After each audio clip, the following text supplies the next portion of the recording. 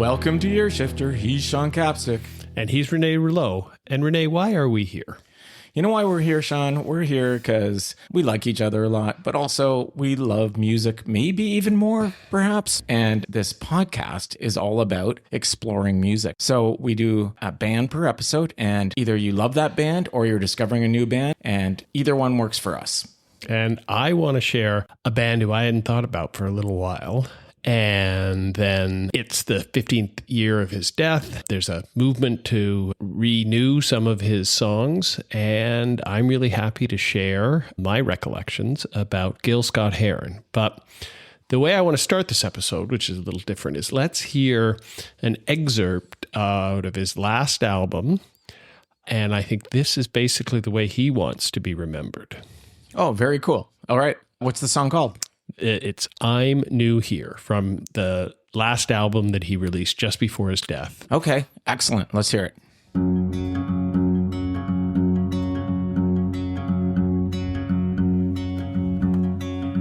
I did not become someone different that I did not want to be. But I'm new here. Will you show me around? No matter how far wrong you've gone,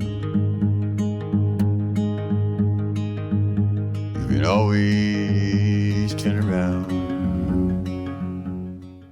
Okay, so that's from his final album of new music, I'm New Here, released in 2010. And that's I don't know if it's the opening cut, but I think that really kind of summarizes that he wants to be remembered for exactly what he is. And he's not apologizing for his life, and he is not feeling sorry for himself. And after a big hiatus, he's been sporadic in releasing records, but, you know, after a big, almost 16-year gap between the previous record, he released an amazing record. And I think that's a great way to sum it up. But let's talk about the man a little bit. He was born in Chicago in 1949. His mother, Bobby Scott, was a librarian.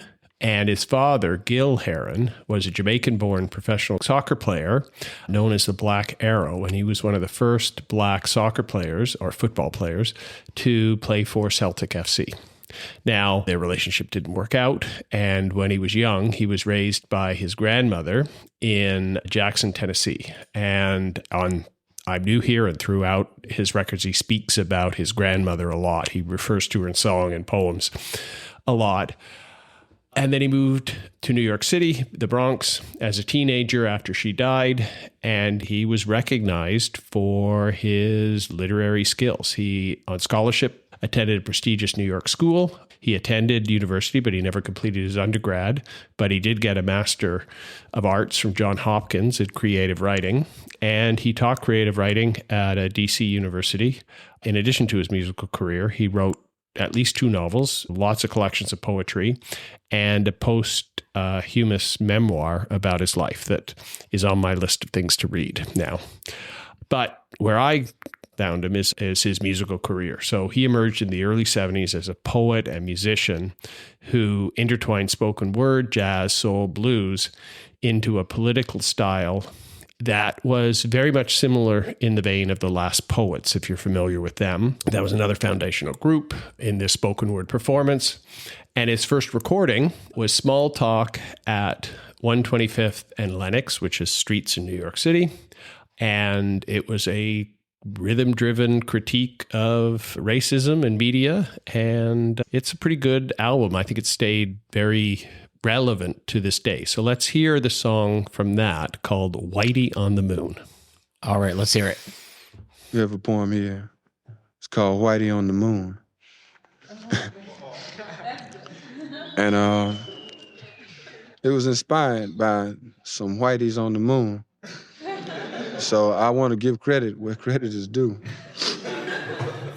All right. That's it.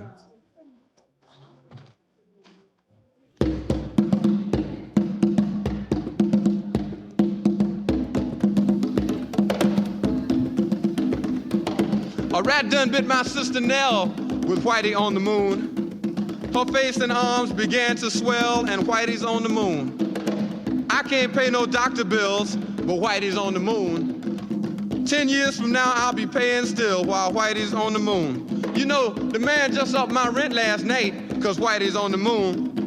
No hot water, no toilets, no lights, but Whitey's on the moon. I wonder why he's upping me, because Whitey's on the moon?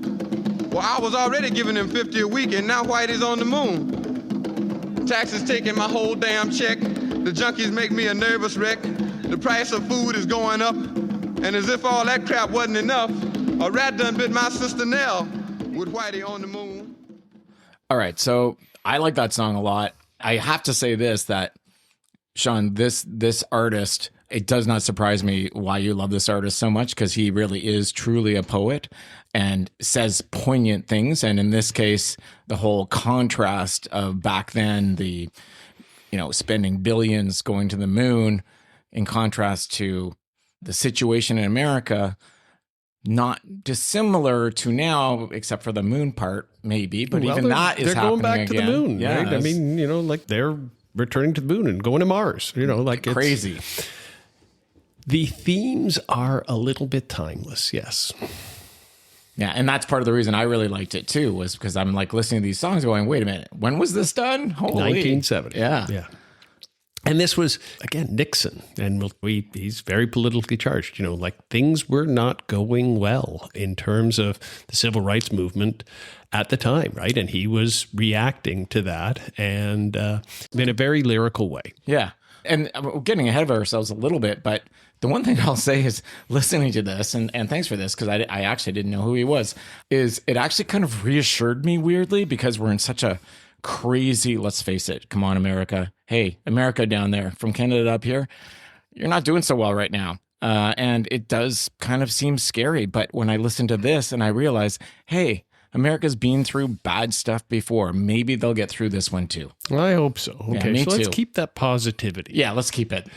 And because I think that, again, was one of the things that Gil Scott-Heron had. He was pointing out injustice, but did it in a positive, uplifting way. His songs grooved, right? So he moved one of his early colleagues and creative forces, Brian Jackson. They moved from this spoken word, just simple drums, into a jazz combo, and they moved through the 70s, where he released a great series of albums. It's funny that the Arista records are not on my streaming services. So there's a few songs that, I remember so well that, we don't have access to it on the streaming services.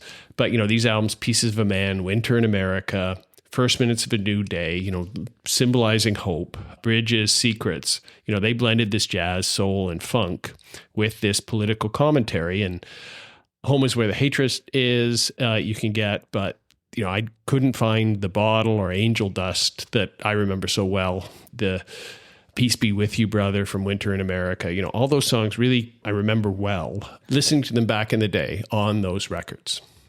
So you mentioned it. Where are these protest songs? Where I listen now, and maybe we are not listening in the right area, but I do feel that it was easy to hear these protest songs on terrestrial radio. And I don't think it's there anymore. Or at least I'm not hearing it as much anymore. The music that I hear is the uplifting, but not the social commentary part. A couple of things on that. One, sorry, when you say terrestrial radio, what does that mean exactly?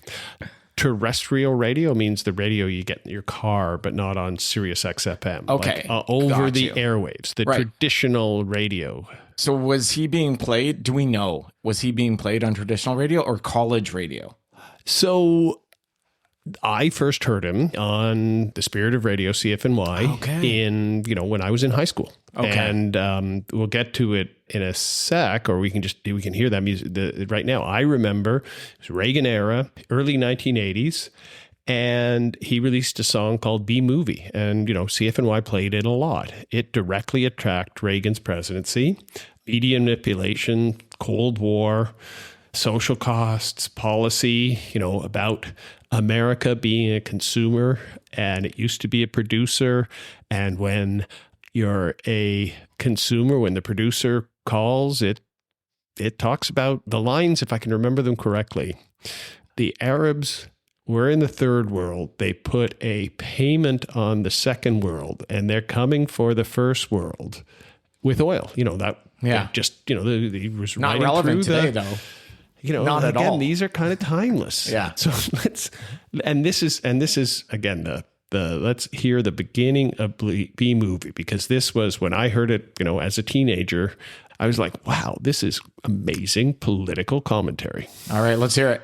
Well, the first thing I want to say is mandate my ass. Because it seems as though we've been convinced that 26% of the registered voters, not even 26% of the American people, but 26% of the registered voters form a mandate or a landslide. 21% voted for Skippy and 3-4% voted for somebody else who might have been running. But oh yeah, I remember in this year that we have now declared the year from Shogun to Reagan, I remember what I said about Reagan. Minute. Acted like an actor. Hollywood. Acted like a liberal. Acted like General Franco when he acted like governor of California. Then he acted like a Republican. Then he acted like somebody was going to vote for him for president. And now we act like 26% of the registered voters is actually a mandate. We're all actors in this, I suppose. What has happened is that in the last 20 years, America has changed from a producer to a consumer. And all consumers know that when the producer names the tune, the consumer has got to dance. That's the way it is. We used to be a producer, very inflexible at that, and now we are consumers and finding it difficult to understand. Natural resources and minerals will change your world. All right, so I really like this song as well. I like the music underneath it. But of course, he's doing that talking, not really singing, but being kind of poetic about everything and using cadence to his advantage. And the title, B Movie, in parentheses, intro, poem, song, right? So we just heard the intro. This song goes through very rhythmic, and again, themes that are still, you know, like he acted like an actor. The Americans have an actor in nostalgia, and the thesis is Ronald Reagan was elected because John Wayne wasn't available, and people were looking for a hero to ride on or into the sunset with. And it's just, again, that poem that he sings to, and then it's a 12-minute song, right? Yeah. And the last couple minutes is just a groove on where he goes, it ain't really a life, it ain't really your life, it ain't really your life, it's nothing but a movie. And it's just a trance that goes on for the last little bit that is so, you know, again, still sounds fresh some 30 years later. Yeah, and probably hypnotic and in and of itself making a point that we could just kind of drone along and we're just going with it. Yeah. In a passive sense when we should not be. Yeah. Oh, by the way, did we mention up front that this episode might be a little bit political? A little bit, because the sequel to this is in 1984, where it's a little bit more electronic, and I can't find this on the streaming service, is Rerun. And it's, we don't need no rerun. We don't need no rerun about his second term. Oh, gotcha. So it's, these were politically charged. And the groove is cool. Okay, so let's talk about two additional themes that he came back to in this politically charged, as you said, episode. So anti-apartheid and no nuclear. Two themes of the 80s, right? He was there talking about those two issues. So Johannesburg, which I can't find on my streaming service, the original non-live version. There's plenty of live versions with the call and response there, and it's great. He's talking about he can't get news out of Johannesburg, and he wants to spread the word. Johannesburg. And it's a funky, catchy tune that got people talking about South Africa in the 80s, right? You know, and just like the specials, Free Nelson Mandela, these were catchy tunes that brought that important topic to people's consciousness. And let's also flag, there was no internet, folks. So yeah, there was no literal way to get news other than the news. And the news is biased. It's not fake, but it does have biases within it. You know, he was on the right side of history there with that song. And I was fortunate enough to be in South Africa. My in-laws were living there. They were there the night of the election where Nelson Mandela was elected. Wow.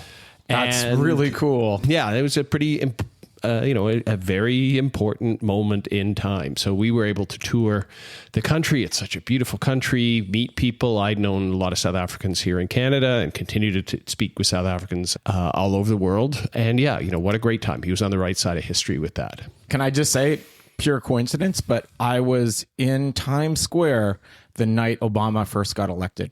Yeah. That was magical. Magical. It was so cool. These times. Yeah. Remember these moments in time. Yeah, it was amazing. So where I disagree, and even back in the day, I think I was not down with the no nuclear program. He's got a few songs, We Almost Lost New York, and some other songs about. He was on a lot of those no nukes compilation albums and, participated in the collective concerts. So there, I think nuclear requires a very informed debate that all positions should be represented. But fast forward that 30 years, now nuclear is an important part of our low carbon future, and to be able to have the energy we need without the greenhouse gases that go along with it, it's really important. So, those discussions about safety and about not trusting the government to maintain that safety and cover up things, those were really important discussions. Also, I mean, I don't know you very well, but I think you work in the environment or for the environment or something like that. I don't know. I do have more than a passing opinion on that. I have been paid by, full disclosure, I have been paid by companies that are promoting nuclear power. And so, yeah, if I didn't believe in it, then I wouldn't be able to do my job every day. Yeah, but again, but my job is to make sure that they're doing it safely and following the rules. Exactly. And so again, maybe some would argue, maybe some listeners would argue, but on the right side of the environment. But I think unlike racial inequality, I think where there is one side, with the environment, it's choices, and people have to make choices, and they have to make informed choices, and we need both sides. And I think that's where Gil Scott-Heron, listening to him now, it really is important to hear those different views and hear the different views from all sides of these debates. And that's why I think he's still vital today. Yeah. And then one last thing on that, my older sister is like 9 years older than me. She dragged me to a no nukes protest. I think it went down Yonge Street, down the center of the city. And that's a strong memory for me. And it was kind of cool. Yeah. It's important to have these debates. Yeah. I saw him in concert twice. Whoa. Cool. And I think you would have liked him in concert, because unlike Courtney last night, Courtney Barnett, who we just saw and are still kind of buzzing from I love that show. Yep. She only did perfunctory interactions with the crowd. Yes.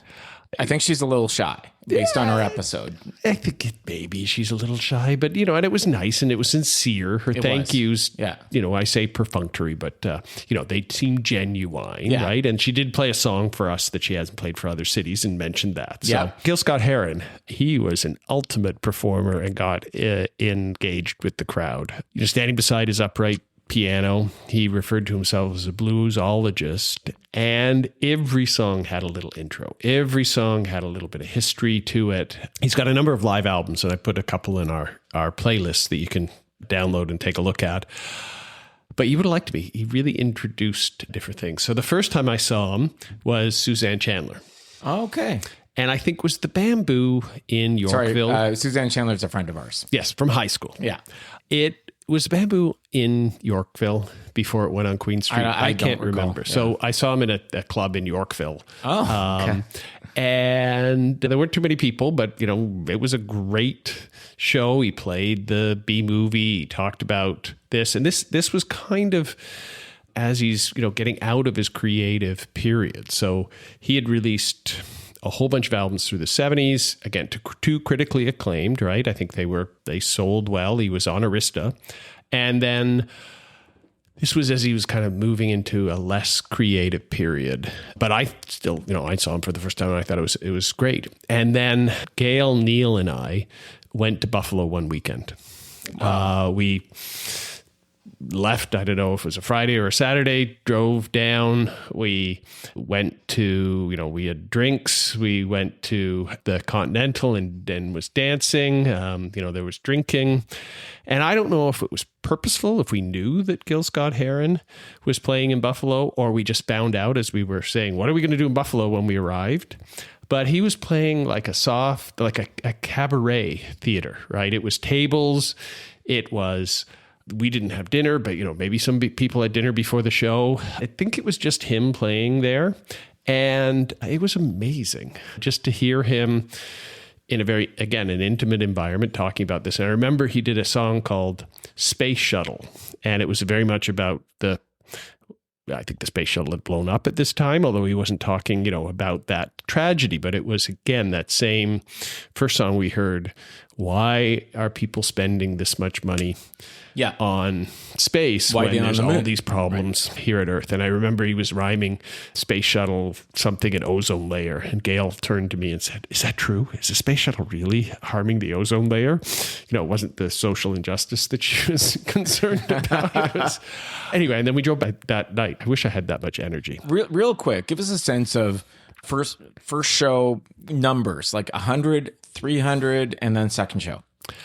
So I remember the hall being very big, and it wasn't filled by any means. So there was, probably 200 or 300 people there. And then second show? Second show, it was a dinner theater. There was probably 100 people, and we were sitting at circular tables, like at a banquet, at a wedding. Yeah, and he was just on the wedding stage playing these cool songs. Wow, very cool.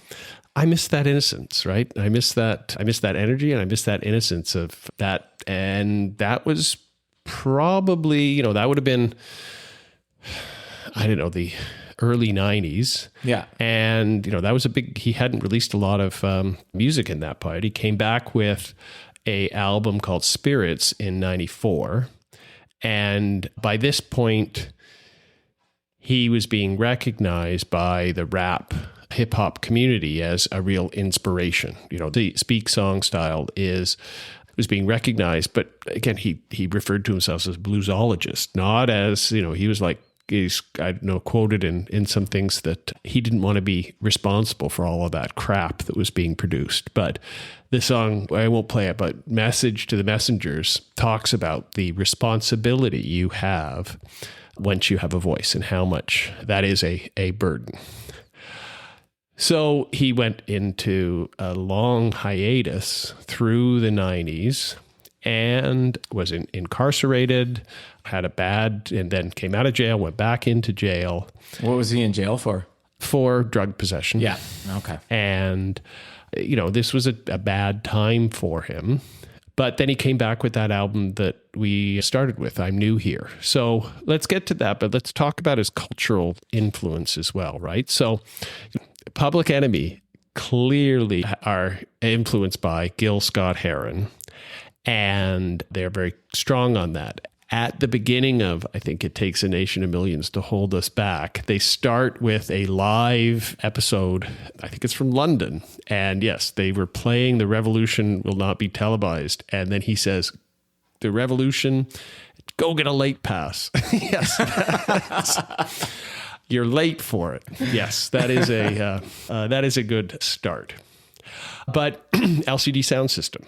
So, they're a New York City band, and they name check him and a whole bunch of other bands in this song called I'm Losing My Edge. And I'll play you that off the show. And listeners, I would recommend that you give this song a listen because it goes through basically a whole bunch of ear shifter artists. He starts talking about Can. He starts talking about watching Alan Vega and who's the other guy in Suicide, Martin Rev, to, when they were doing their first cuts. He talks about the Sonics. He talks about the Modern Lovers and, all of these cool, you've got all the good songs from these bands. But it's also talking about how he's becoming less relevant as he gets a little bit older. So it's quite a nice song. So Gil Scott-Heron is featured prominently in that song. And then, this last album, the I'm New Here, it was a return to force. And I think he was paid back a little bit in terms of all of these people that he's influenced. Damon Albarn from Blur. And also Gorillaz. And the Gorillaz, yeah. He plays keyboards on and overdubs on this album. Oh, very cool. Yeah, so it is pretty cool. And then Jamie XX from the XX, he did a remix of the entire album and called We're New Here and gave it an electronic feel. And then another guy who I'm not as familiar with, Makaya McCraven, he did another reimagining. So Jamie XX did it in 2011, Makaya did it in 2020, and he gave it a whole new jazz feel. So going from electronica to jazz. But let's hear the original version, because I think it's pretty stark. There's another big song, and the big song off the Jamie XX version is New York's Killing Me. Let's hear again one of these great spoken word songs called Running from the I'm New Here. All right, let's hear it. Because running makes me look like everyone else, though I hope there will never be cause for that. Because I will be running in the other direction, not running for cover. Because if I knew where cover was, I would stay there and never have to run for it. Not running for my life, because I have to be running for something of more value to be running and not in fear. Because the thing I fear cannot be escaped, eluded, avoided, hidden from, protected from, gotten away from, not without showing the fear as I see it now. Because closer, clearer, closer, nearer, because of you, and because of that nice that you quietly, quickly be causing, and because you're going to see me run soon, and because you're going to know why I'm running then. You'll know then, because I'm not going to tell you now. All right. I love this one. I love that line where he says, if I knew where cover was, I would stop running, basically is what he says. And it's and like, stay there. And stay there. Yeah. And that's so real. And it just I just thought it was really poignant and true. Mm-hmm. And he's running in the other direction, yeah, which is a good way to run, yeah, as opposed to where everybody else is. But I think that's his biggest cultural influence and lasting memory. So the Paul Thomas Anderson movie, The One Battle After Another, where Leonardo DiCaprio plays Bob, a washed-up former revolutionary whose daughter, Willa, goes missing, forcing him back to conflict with an old nemesis, Sean Penn. Like, it's a pretty good movie. Yeah, for sure. And it's also a bit of a comedy because he can't remember the code words to get help from the French 75, the revolutionary group. But his daughter, Willa, who's played by Chase Infinity, she's being saved by somebody in the French 75. And the code words are... So the person saving her says, Green Acres, Beverly Hillbillies, Hooterville Junction. And Willa says, will no longer be so goddamn relevant. And then Deandra, this person saving, says, and women will not care if Dick finally got down with Jane on Search for Tomorrow. And Willa, because black people will be in the street looking for a brighter day. And then they both say together, the revolution will not be televised. Right.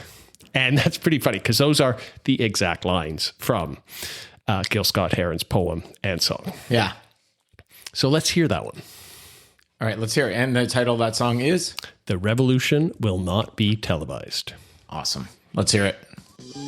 Green Acres, Beverly Hillbillies, and Hooterville Junction will no longer be so damn relevant, and women will not care if Dick finally got down with Jane on Search for Tomorrow, because black people will be in the street looking for a brighter day. The revolution will not be televised.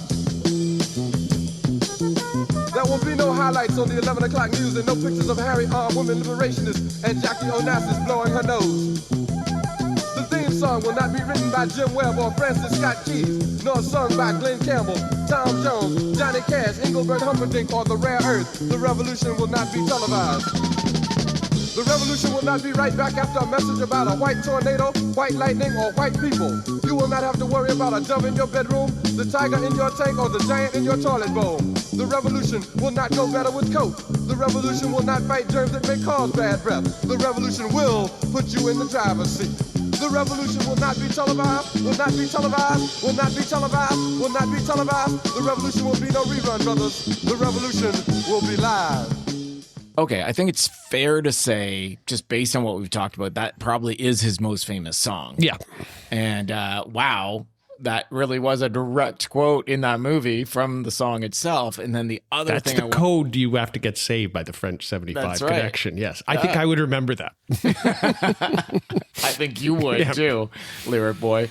And then the other thing I want to say is I love the end of this song where I believe he just says the revolution will be live. Yep. That is so cool. Because I love this song. Yeah. Yeah. And so astute listeners will remember in our third episode, Leonardo DiCaprio is also mentioned playing a literary poet figure from New York City in the Basketball Diaries. Jim Carroll, the subject of our third episode, who, the parallels are somewhat similar, although he had his drug problems early in his career and then got clean. They were both poets, wrote books. That's true. And I think were really lasting seminal influences on culture. And also funny because I believe that was close to one of DiCaprio's first movies, if not the first movie. When he was young. That we know of anyway. Yeah. Unlike where he plays Bob, where he's older, which he does a great job. So going back to the revolution will not be televised. It's in the National Recording Registry, right? It's been, recognized as a important song in the American canon. And this guy, Paul Thompson Anderson, PTA, he's collaborated with other musicians who explicitly cite Gil Scott-Heron as a influence. So do you know who he's directed multiple videos for? No, I don't. But who? Some band called Radiohead. Oh yeah. Your favorite band. And Tom York cites Gil Scott-Heron as a significant influence in his music. Ah, very cool. Yeah. Now it's too bad that Gil Scott-Heron couldn't have given Tom York some vocal coaching. Maybe coached him a little bit on a baritone, because he could have if he just drops an octave or something. I don't know, so Sean, much better. Honestly, I mean, Radiohead keeps coming up in these episodes, and you still staunchly will not bow down to the greatness of Radiohead. Maybe you've got to do an episode, but only play the good songs from them. Well, we can't do Radiohead. They're not an ear shifter band. They're not an ear shifter band. So why do we talk about them so much, Renee? Because they're just already too good. Okay. And too famous. They're already too famous. So do we agree that Gil Scott-Heron should be more popular? What are his streaming statistics? Yeah, so he has about 500,000 monthly listeners, which is not terrible, but I'm embarrassed to say that I didn't know who it was, so that says something right there. And absolutely, the guy was hugely influential. And just as a side note, a little sad that, like, when you went to see him, although lucky for you, it was only like 100 people there and stuff. Yeah. And that kind of like makes me a little sad, Yeah, although at the time I thought I didn't feel sad for him. I was just excited. Maybe I should have asked you in high school, but we were just trading records then. We weren't going on dates. Friends. Yeah, we weren't actually going on dates at that point. It's so funny. Yeah, just to recap, how we became friends, guys, is we traded albums because there was no internet. We traded albums once a month. And we did that for a year and didn't invite each other into our houses. Literally stood at the door going, okay, try this. And we lived in the same cul-de-sac, in the same townhouse complex. In the same townhouse complex. Never went out, never hung out, never invited each other into each other's houses. I'm glad you invited me over that first time. Broke the ice, Renee. Yeah. And now, and look at that. And we knew that it would be a direct line to podcast fame. Yeah. Yeah. Fame indeed. Yes. Okay, so let's wrap it up. Why is he an ear shifter band? I think his poems and songs foreshadowed that whole hip hop narrative and rhythmic sensibilities. I don't think there can be an argument there at all. Yeah, that half sung, half spoken, that's what the best parts of rap to me. Yeah, sorry, I meant to ask this. Did Grandmaster Flash ever reference Gil Scott-Heron or no? No connection there. I'm sure. I don't know of any. I didn't do any research on that, but I'm sure that they were. I mean, they would be around at the same time. Because I always thought that they were the godfathers of rap, like, or referred to such as. Well, I think they created that rap sound. They would have been heavily influenced by that music, right? And that was about the same time. B-Movie and Grandmaster Flash was the message. I was listening to that in high school. It was great. Such a great song. My God, such a great song. Yep. And holds up. Yes. So he's been posthumously received a Grammy Lifetime Achievement Award. Nice. And he's in the Rock and Roll Hall of Fame as an early influence. Amazing. So it's great. So he's getting recognition. Yeah. But more important, I think that, he proved music could be politically confrontational, emotional, adventurous, all at the same time, right? Yeah. I mean, there are artists out there that are doing something similar or have done something similar, like Rage Against the Machine, certainly very political. So there are bands out there, but I just feel like, Rage Against the Machine, when was that, Sean? Like 2000s? I think it would have been the late 90s, but the 2000s, the so aughts. I just feel like there's not folks, if you know of artists that are actually being politically like sticking their neck out, besides like a Bruce Springsteen, who is awesome in his own right, but if you know up and coming artists are actually being political, tell us, share with us, because we want to learn, and actually maybe they'll become a near shifter band. Who knows? Yep. Kendrick Lamar. Yeah, for sure. Yep. But I mean, yes, for sure. And I think that's what I hope is, he was one of the first artists to show me that socially conscious, literate music and super catchy beats can go together. And I hope there are more artists that you're calling for. Let's feature them. Yeah, let's feature them. Okay. So who are we going to hear next time, Renee? Next time, we're going to kind of do a little throwback to some artists that we've covered. Waxahachie comes to mind. Waxahachie and this guy are connected in many, many ways. Okay. So that's what we're going to hear next. And if you've seen Instagram, he did something to her. Okay. I think they did it together, but yes, they are definitely connected. I wish them very well. I don't know if we should phrase it that way, Sean. It feels a little weird, but I kind of like it at the same time. Hopefully they have a sense of humor. Okay. Well, until next time. We hope you enjoyed this episode of Ear Shifter. Tune in next time where we'll cover another band that deserves more. You can find Ear Shifter on Instagram, Facebook, and TikTok. Friend us or listen to our playlists on Spotify and visit earshifter.com for more information. Special thanks go to our logo designer, Stuart Thursby, and our intro-outro music by Joe Novak. You can find him as Bye Bye Badman, one word, on SoundCloud. And a big shout out to Joe for being our awesome sound engineer / editor. Until next time.